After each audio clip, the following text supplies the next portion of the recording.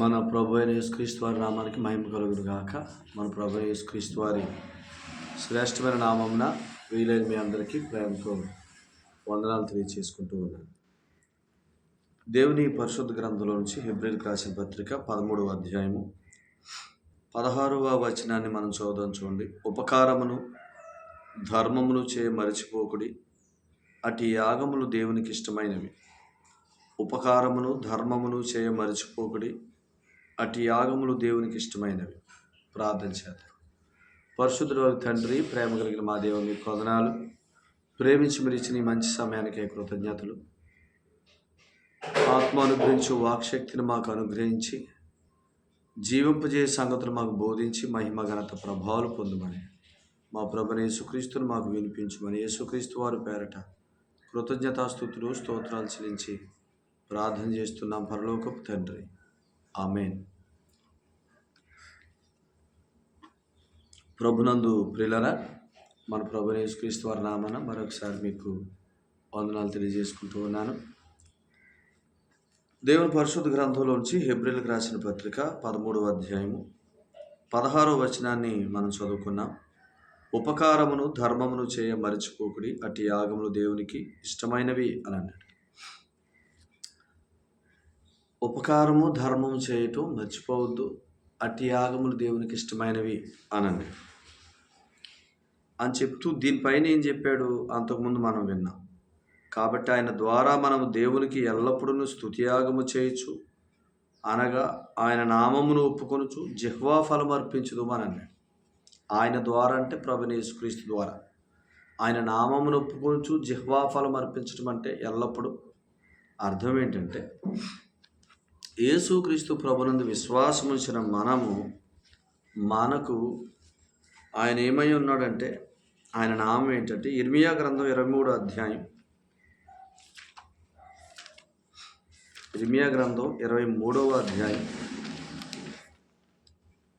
5-6 వచనాల్లో యెహోవా ఇలాగు ఆజ్ఞ ఇచ్చుచున్నాడు, రాబో దినములలో నేను దావీదుకు నీతి చిగురును పుట్టించెదను, అతడు రాజై పరిపాలన చేయును, అతడు వివేకముగా నడుచుకొనుచు కార్యము జరిగించును, భూమి మీద నీతి న్యాయములు జరిగించును. 6వ వచనం, అతని దినములలో యోధా రక్షణ నొందును, ఇశ్రాయేలు నిర్భయంగా నివసించును, యెహోవా మనకి నీతి అని అతనికి పేరు పెట్టుదురు. ఇది మన ప్రభువైన యేసుక్రీస్తు వారిని కూర్చిన ప్రవచనం. రాబో దినములో దావీదు నీతి చిగురంటే ప్రభువైన యేసుక్రీస్తు వారు. ఆయన దినముల్లో యెహోవా మనకు నీతి అని ఆయన పేరు అనమాట. ఆయన ఎందుకు విశ్వాసం ఉంచుతున్నామంటే, మనం ఏ నీతి? ఆయనే మన నీతి. సో అందుకనే మీరు చదివితే యోహాను సువార్త 17వ అధ్యాయంలో వారికి నీ నామం ఇచ్చితిని, వారికి నీ నామమును బయలుపరిచితిని అని అన్నాడు. యోహాను సువార్త 17వ అధ్యాయం మీరు చదవండి. యోహాను సువార్త 17వ అధ్యాయంలో ఒక మాట,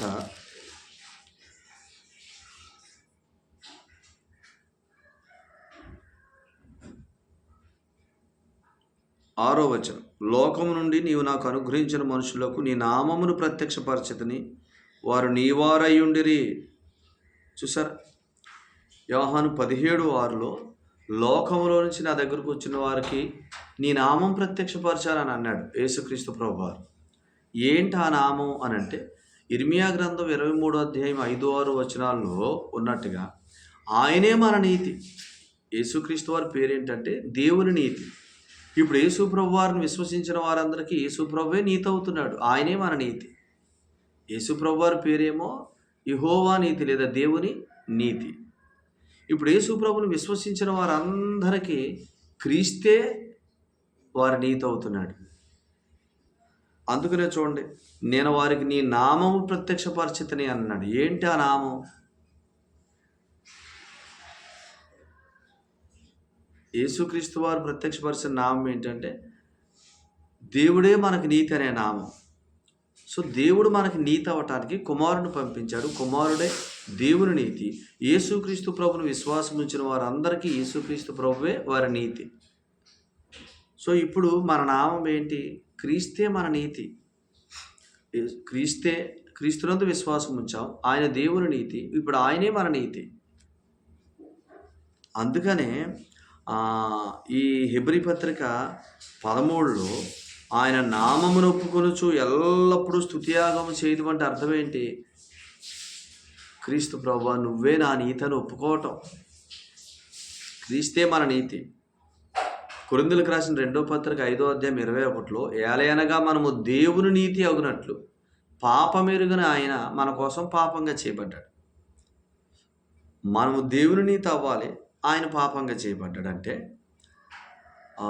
పాత నిబంధన బలియాగాలలో ఒక బలి ఉందన్నమాట. అక్కడ ఒక వ్యక్తిని దేవుడు అంగీకరించాలంటే ఒక డెమాన్స్ట్రేషను దహన బలి రూపంగా చెబుతూ, లేదా పాప బలి పశువు కింద చెబుతూ, ఆ బలి పశువుని అప్పగించేటప్పుడు ఏ వ్యక్తి పక్షంగా అయితే అప్పగిస్తున్నారో ఆ వ్యక్తి దాని తల మీద చేయి పెడితే యాజకుడు వధిస్తాడు. దాని అర్థం ఏంటి? ఆ గొర్రె పిల్ల ముందుగా తేబడింది, ఆ వ్యక్తి తన పాపాల కొరకు తెచ్చాడు. యాజకుడు ఆ గొర్రె పిల్లను పరీక్షిస్తే అది ఆ వ్యక్తి కొరకు ప్రాయశ్చిత్తంగా సరిపోతుంది అని, నిర్దోషమైంది అని రుజువైంది. ఇప్పుడు ఆ నిర్దోషమైన గొర్రె పిల్ల మీద ఈ వ్యక్తి చేయి పెట్టమని యాజకుడు దాన్ని వధిస్తాడు. అంటే దాని అర్థం ఏంటి?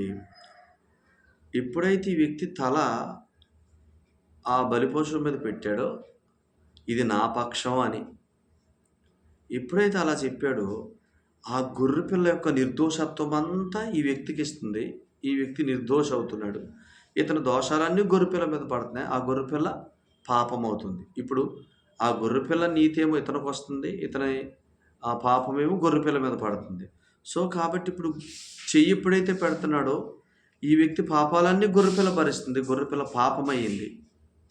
ఆ గొర్రెపిల్ల యొక్క నిర్దోషత్వం నీతి అంతా ఇతనికి వచ్చింది. ఇతను నీతిమంతుడయ్యాడు. సేమ్ ఇదే యేసుక్రీస్తు ప్రభువారు ఎవరంటే దేవుని నీతి అయినవాడు. ఇప్పుడు యేసుక్రీస్తు ప్రభునందు విశ్వాసం ఉంచుతున్నామంటే మన గొర్రెపిల్ల యోహాను సువార్త 1వ అధ్యాయం 29:35లో ఇదిగో దేవుని గొర్రెపిల్ల, లోకపాపములు మోసుకొని పోవు దేవుని గొర్రెపిల్ల అని బాప్తిస్మిచ్చి యోహాను యేసుప్రభువారిని పరిచయం చేశాడు. ఇప్పుడు యేసుప్రభుని విశ్వసిస్తున్నామంటే ఆ గొర్రెపిల్ల మీద చేయి పెట్టి ఇది నా పక్షం అని చెప్తున్నట్టు. ఆయన నా పక్షంగా వధించబడ్డాడు, నా పక్షంగా సిలువలో అప్పగించుకున్నాడు, నా పక్షంగా రక్తం చిందించాడు, నా పక్షంగా చనిపోయాడు, నా పక్షంగా సమాధి చేయబడ్డాడు, నా పక్షంగా తిరిగి లేచాడు అని ఎప్పుడైతే ఒప్పుకుంటున్నామో ఆయనతో చనిపోయాం, పాపం విషయంలో చనిపోయాం, ఆయనతో తిరిగి లేచాం, నీతి విషయమై తిరిగి లేచాం. ఇప్పుడు ఆయనే మన నీతి. యేసు ప్రభుని విశ్వసించిన మనకి ఆయనే మన నీతి. కొరింథీయులకు రాసిన 2వ పత్రిక 5:21లో ఆయన పాపమయ్యాడు, మనం నీతి అయ్యాం. మన పాపాలన్నీ మోసుకొని ఆయన పాపం అయ్యాడు. ఆయన నీతిని మనకిచ్చి మనల్ని నీతిగా తీర్చాడు అన్నట్టు. ఇప్పుడు ఆయనే మన నీతి. కొరింథీయులకు రాసిన 1వ పత్రిక 1వ అధ్యాయం 31లో ఆయనే మనకు నీతి. సో ఇప్పుడు యేసు ప్రభుని విశ్వసించిన వారికి ఆయనే మన నీతి. యేసుక్రీస్తు ప్రభు వారు దేవుని నీతి అని పేరు. యేసు ప్రభుని విశ్వసించిన వారికి ఆయనే మన నీతి.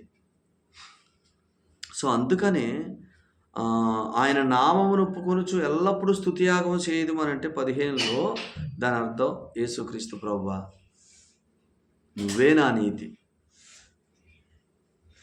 నువ్వే నా నీతి. నా నీతిగా ఉండటానికే సిలువలో నా పాపాలన్నీ భరించి పాపిగా అయ్యావు, నీ నీతిని నాకు ఇచ్చావు. దీన్ని డివైన్ ఎక్స్చేంజ్ అన్నారు.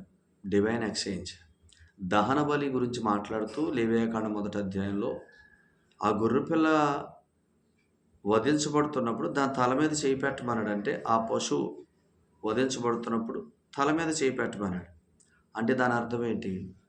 ఇది నిర్దోషమైంది, నీ పాపాలన్నీ దీని మీద మోపబడినట్లు నువ్వు దీని మీద చేయి పెట్టు. సో ఆ వ్యక్తి పాపాలన్నీ అందులోకి ట్రాన్స్ఫర్ అయినాయి. దాని నీతి అంతా ఇతనికి వచ్చింది.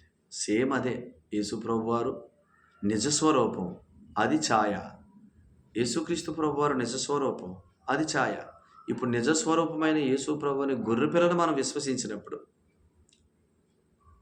ఆయన నా పక్షంగా అప్పగించుకున్నాడు, నా పక్షంగా రక్తం చిందించాడు, నా పక్షంగానే సమాధికి వెళ్ళాడు, నా కొరకు తిరిగి లేచాడు అని ఎప్పుడైతే ఒప్పుకుంటున్నామో ఆయన నీతిగా మనం అయ్యాం.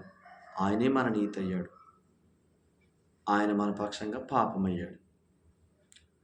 సో గనుక ఇప్పుడు ఆయన నామమును ఒప్పుకుంటూ జిహ్వాఫలం అర్పించడం అంటే క్రీస్తే నా నీతి. నేను క్రీస్తునందు దేవుని నీతి అయి ఉన్నాను.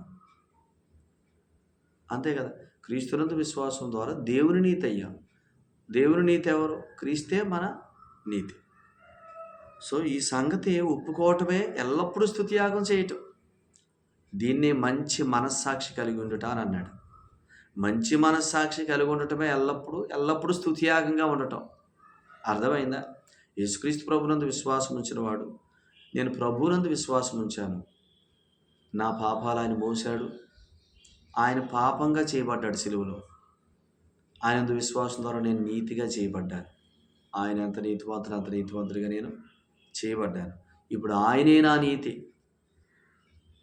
క్రీస్తే నా జీవం కాదు. ఇప్పుడు గలతీ పత్రిక 2:20 ఇక జీవించేవాడు నేను కాదు, క్రీస్తే నా యందు జీవిస్తున్నాడంటే నా యందు నివసిస్తుంది ఎవరు? దేవుని నీతి అయిన క్రీస్తు.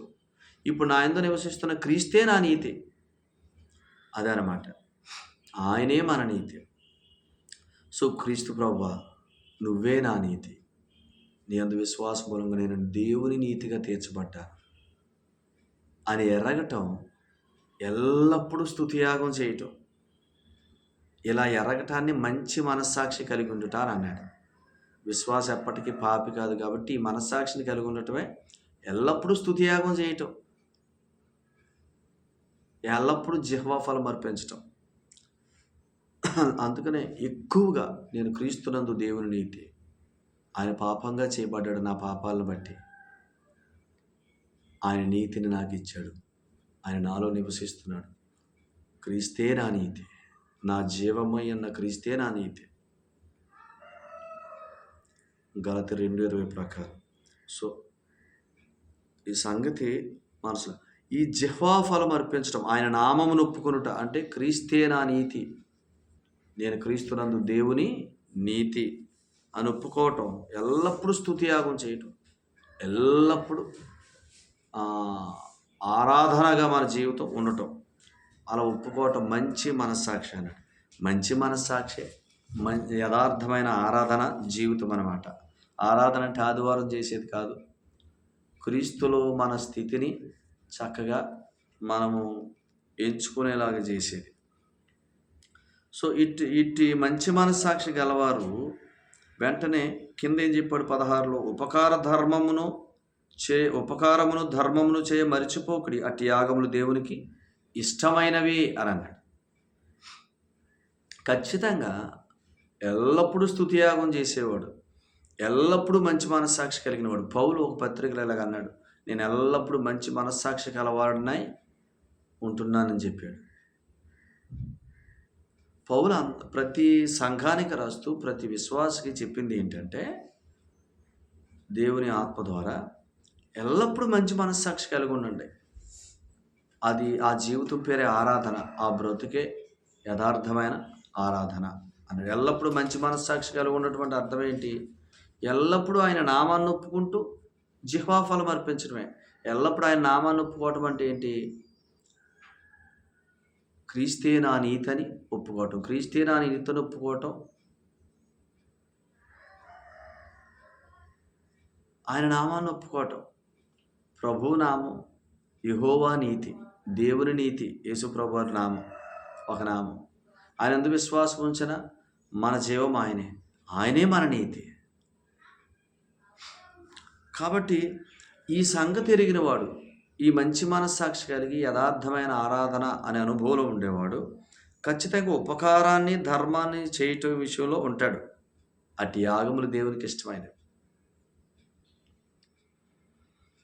ఇప్పుడు ఇలాగా జాగ్రత్తగా ఆలోచించేయండి.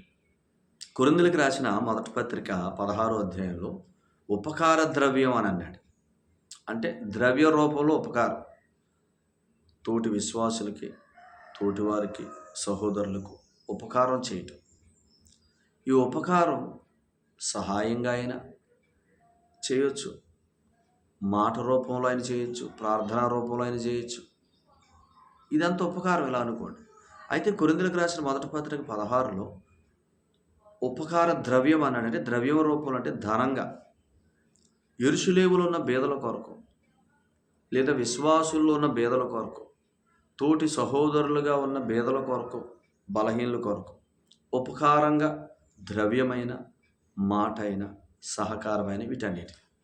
సో అక్కడ కొరింథీయులకు రాసిన మొదటి పత్రిక 16:3లో ఉపకార ద్రవ్యం అన్నాడు.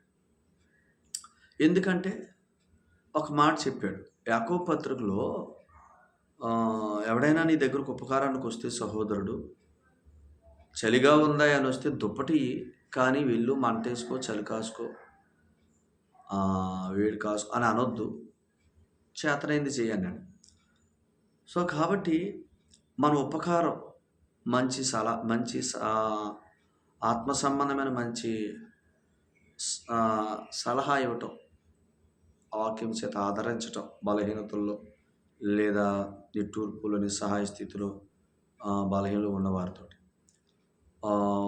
ప్రభు పక్షంగా వారిని ఆదరించటం, వాక్యాన్ని బట్టి వారికి సహకారం చేయటం, మనకు కలిగితే ఉపకార ద్రవ్యాన్ని కూడా ఇవ్వటం అని అన్నాడు. రెండోది కొరింథీయులకు రాసిన 2వ పత్రిక 8వ అధ్యాయంలో కూడా ఉపకార ద్రవ్యాన్ని గురించి మాట్లాడుతూ, మీరు స్వేచ్ఛగా దాన్ని ఇవ్వండి, ఇవ్వటం మంచిది అని చెప్పాడు. అంటే ద్రవ్యం రూపంలో ఉపకారం చేయటం ఇది వేరనమాట. దశంభాగం వేరు, ఉపకార ద్రవ్యం వేరు, ఇవన్నీ వేరు. మీరు చదువుకోండి, లేవియాకాండం 23వ అధ్యాయంలో చాలా ఉన్నాయి. స్వేచ్ఛార్పణ, దశంభాగము, ఉపకార ద్రవ్యము, మీ మృక్కుబళ్ళు, ఇవన్నీ వేరు, ఒకదానికొకటి వేరు.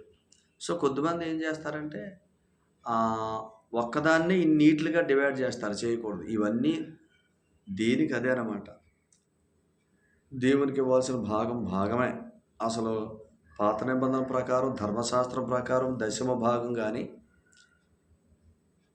ఇప్పుడు క్రొత్త నిబంధనలో నిత్యమైన విమోచననిచ్చిన క్రీస్తు రక్తం వలన నిబంధనలో వర్ధిల్లిన కొలది ప్రభువు తన వాక్యం చేత నేను నింపుతున్న కొలది నువ్వు ఇవ్వచ్చు అనమాట అర్పణలు. సో నువ్వెంతగా నింపబడితే అంత ఇస్తావు. అందుకని ఉపకారమును ధర్మమును చేయి మర్చిపోకుడి, అట్టి యాగములు దేవునికి ఇష్టమైనవి అని అన్నాడు. సో ఇప్పుడైతే యథార్థమైన ఆరాధన అనే ఒక మంచి మనస్సాక్షిని మనం ఎల్లప్పుడూ మెయింటైన్ చేస్తున్నాము, కలిగి ఉంటున్నాము. నేను విశ్వాసం ఉంచిన క్రీస్తు ప్రభువే నా నీతి,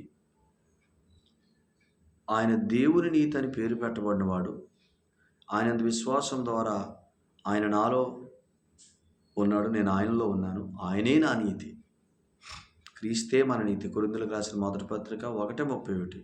దేవుని నీతి అయిన యేసు ప్రభువారు మన కొరకు జరిగించిన పుణ్యకార్యాన్ని విశ్వసించడం వల్ల ఆ దేవుని నీతి ఇప్పుడు మన నీతి అయ్యాడు. దేవుని ఎదుట మన నీతి క్రీస్తే. ఇప్పుడు ఇవి ఇష్టమైనవి అన్నాడు. ఉపకారమును ధర్మమును చేయమరొకటి. దీన్ని ఇంగ్లీష్లో ఏమన్నాడంటే do good and have fellowship. మంచి ఫెలోషిప్ కలిగి సహవాసం ఉంటూ మంచి చేయండి అని అన్నాడు.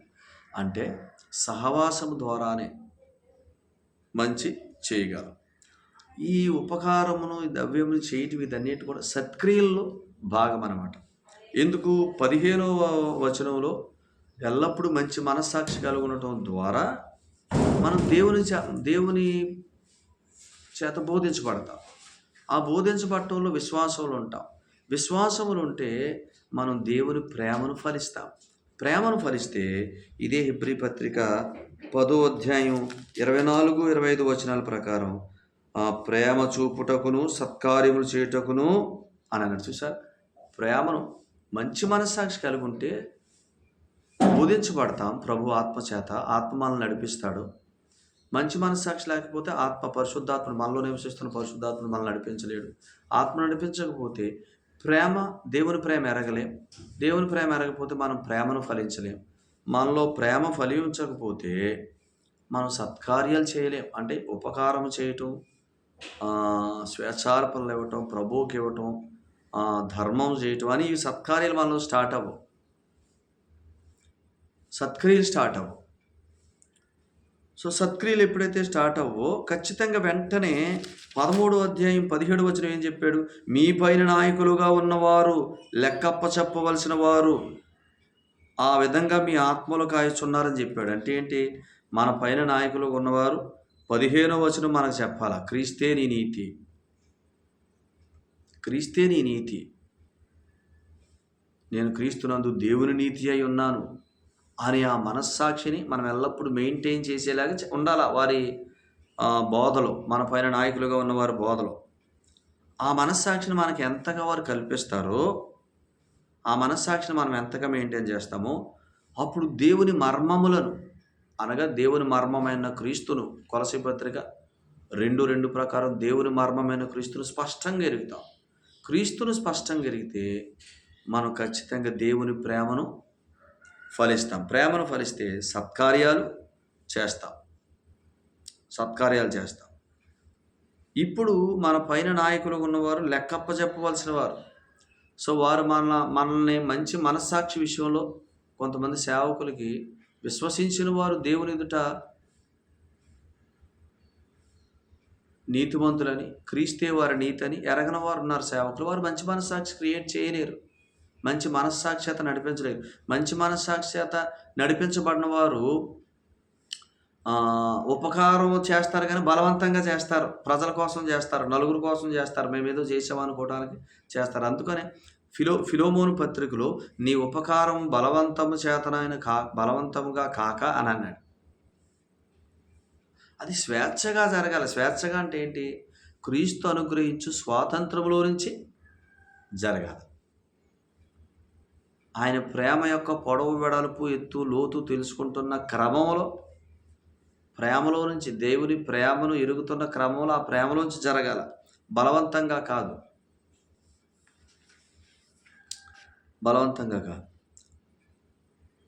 సో అందుకనే సేవకుడు ఎప్పుడూ కూడా మనం సత్క్రియలు చేయడానికి మనం పురుకొల్పాలి. ఎందుకు? ప్రభు మనల్ని రక్షించింది ఎందుకు? తీతుకు రాసిన పత్రిక 2వ అధ్యాయం 11, 12, 13, 14 వచనాల్లో సత్క్రియలు చేయటం కొరకు మనల్ని విమోచించాడు. ఆయన సత్క్రియలు చేయటం కొరకు విమోచించాడు. అంటే విమోచించబడిన వారు సత్క్రియలు చేయగలరు. ఎందుకు? వారిలో పరిశుద్ధాత్ముడు ఉంటున్నాడు కాబట్టి. ఎప్పుడు పరిశుద్ధాత్మ చేత సత్క్రియలు చేయగలరంటే పరిశుద్ధాత్మ చేత వారు బోధించబడినప్పుడు. పరిశుద్ధాత్మ చేత ఎప్పుడు బోధించబడతారు వారు? క్రీస్తే నా నీతి, నేను క్రీస్తునందు విశ్వాసం ఉంచాను, క్రీస్తే నా నీతి, నేను దేవుని ఎదుట నీతిమంతుడిగా క్రీస్తుని బట్టి నిలవబెట్టబడ్డాను అని ఎరిగినప్పుడు వారు మంచి మనస్సాక్షి కలిగి ఉంటున్నారు. మంచి మనస్సాక్షి కలిగి ఉంటే పరిశుద్ధాత్ముడు వారిలో పనిచేస్తాడు. పరిశుద్ధాత్ముడు పనిచేస్తే వారికి దేవుని మర్మమైన క్రీస్తును, క్రీస్తు ప్రేమను బోధిస్తాడు. ఆ ప్రేమ కలిగి సత్కార్యాల్లోకి దిగుతారు.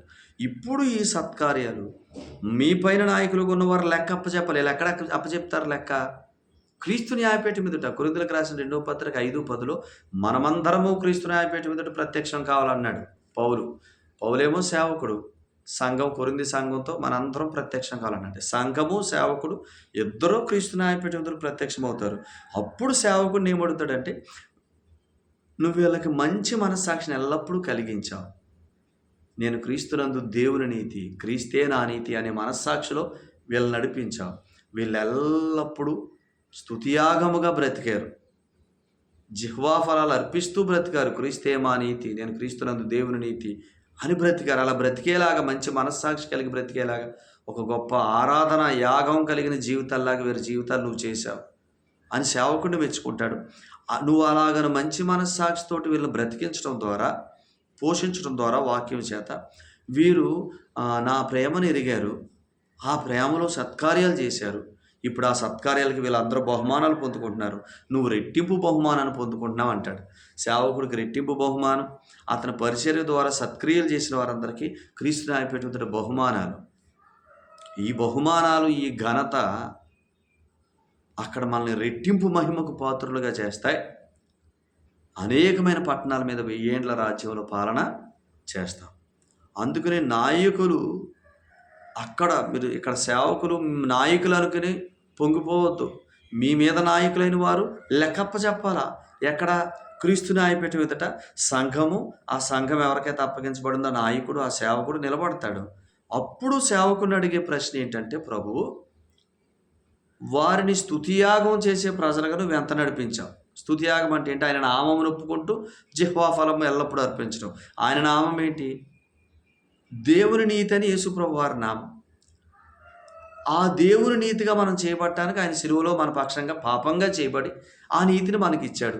ఇప్పుడు మనము దేవుని నీతి, క్రీస్తే మన నీతి, మన యందున్న క్రీస్తే మన నీతి. ఈ జీవితంలోనికి, ఈ ఒప్పుకోల్లోనికి ఎంత నడిపించాడో సేవకుడు, అంత మంచి మనస్సాక్షి, అంత యథార్థమైన ఆరాధన జీవితం. సో దానికి అతనికి మెప్పు. సో దానిని బట్టి వీళ్ళందరూ ఫలాలు పొందారు కాబట్టి డబల్ రివార్డ్ సేవకుడికి, విశ్వాసులకి రివార్డులు. సో అందుకని సేవకులు క్రీస్తు న్యాయపీఠం ఎదుట నిలబడాలా. సంఘాన్ని మేము మా ఇష్టం వచ్చిన బోధలతో, మాకు తోచిన సంగతులు చెప్పగలం కదా, వాక్చాతుర్యం ఉంది కదా, జ్ఞానం ఉంది కదా, బయట సంగతులు 4 కలిపి వారం గడిపేయగలం కదా, మనం నిలబడితే ఏదోటి చెప్తాం కదా, ఖాళీగా ఉండం కదా, కాలయాపన మనం బాగా చేయటవచ్చు అనుకుని ఏదేదో చెప్పేస్తున్నారు. విశ్వాసిని నీ రక్షణ పోతుందని, నేను ఇక దేవుడు వదిలేశాడని, నువ్వు దేవుని కుమార్తె, ఇదేదో మాట్లాడేస్తున్నారు. ఇక ఇష్టం, అలా ఇష్టం అనమాట. వారి మనస్సాక్షిని పాడు చేస్తున్నారు. అట్టి కాపరులకు శ్రమ. ఇర్మియా గ్రంథం 23వ అధ్యాయం మొదటి 4 వచనాలు అదే. నా మందను భయపెట్టి, నా మందను బెదరగొట్టి, వారిని చెదరగొట్టి కాపరులకు శ్రమ. రానున్న దినములలో దావీదుకు నీతి చిగురును పుట్టిస్తాను. ఆయన శిలువలో చనిపోయి తిరిగి లేస్తాడు. ఆయన దేవుని నీతి. ఆయన యందు విశ్వాసం ఉంచిన వారందరికీ ఆయన నీతిగా అవుతాడు అని చెప్పాడు. యేసుప్రభు వారు ఆ కార్యం చేశాడు. దేవుని సేవకుడు ఆయన యందు విశ్వాసం ఉంచిన మనందరికీ ఆయన నీతి, ఆయనే మన నీతి. సో ఇట్టి అనుభవంతో మన జీవింపజేసేవాడు సేవకుడు. ఆ అనుభవంలో జీవించే వారందరూ కూడా మంచి మనస్సాక్షి కలిగి ఉంటారు, ప్రేమ కలిగి సత్కార్యాలు చేస్తారు. ఆ సత్కార్యాలు రేపు సేవకుడు మనందరం క్రీస్తు న్యాయపీఠం ఎదుట ప్రత్యక్షమైనప్పుడు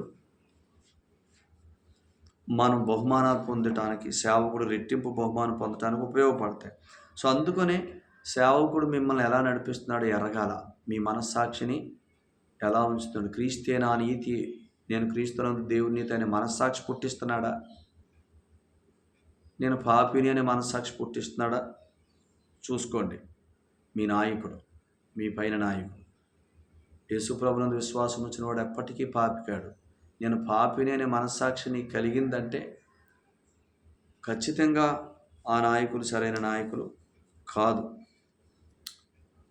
పాపం చేసినప్పుడు విశ్వాసి, అయ్యో ప్రభా నేను పాపం చేశాను, ఈ పాపం విషయంలో కూడా నువ్వు క్షమాపణ చేసినందుకు, నువ్వు ప్రాయశ్చిత్తం చేసినందుకు నీకు స్తోత్రాలు. నీ బిడ్డని నువ్వే నా నీతి అయి ఉన్నావు. నేను పరిశుద్ధతను ఫలించడం కొరకు ఈ పాపానికి నువ్వు దూరంగా ఉంచని ప్రార్థన చేసుకోవాలి తప్ప నేను పాపిని అని అనకూడదు. సో అందుకని ఆ నాయకుడు దుఃఖంతో పనిచేయకూడదు, సంతోషంతో పనిచేయాలంటే ఏం చేయాలా? మనం సేవకుని మాట వినాలి, నాయకుని మాట వినాలి. మన మనస్సాక్షిని కడిగేవాడు, మన పాదాలను కడిగేవాడు, మనస్సాక్షిని శుద్ధిగా ఉంచుట. నేను క్రీస్తునందు దేవుని నీతి, క్రీస్తు యేసే నా నీతి, నా నీతిగా క్రీస్తు తండ్రి ఎదుట ఉన్నాడు అని చెబుతూ మన మనస్సాక్షిని, అనగా మన పాదాలను ఎల్లప్పుడూ కడిగేవాడు. సువార్తను నమ్మినప్పుడు స్నానం చేశాం. మంచి నాయకుడు ఉంటే ప్రతిరోజు మన పాదాలు చక్కగా కడగబడతాయి.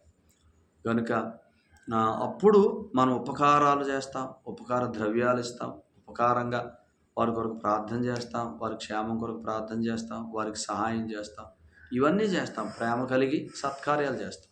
మంచి మనస్సాక్షి లేకపోతే ఆత్మ మనల్ని నడిపించలేడు. ఆత్మ నడిపించకపోతే క్రీస్తు ప్రేమ యొక్క పొడవడల్పు లోతెత్తులు తెలుసుకోలేం. ప్రేమ ఫలించలేం. ప్రేమ ఫలించకపోతే ప్రేమ వల్ల కలిగే సత్కార్యాలు చేయలేం.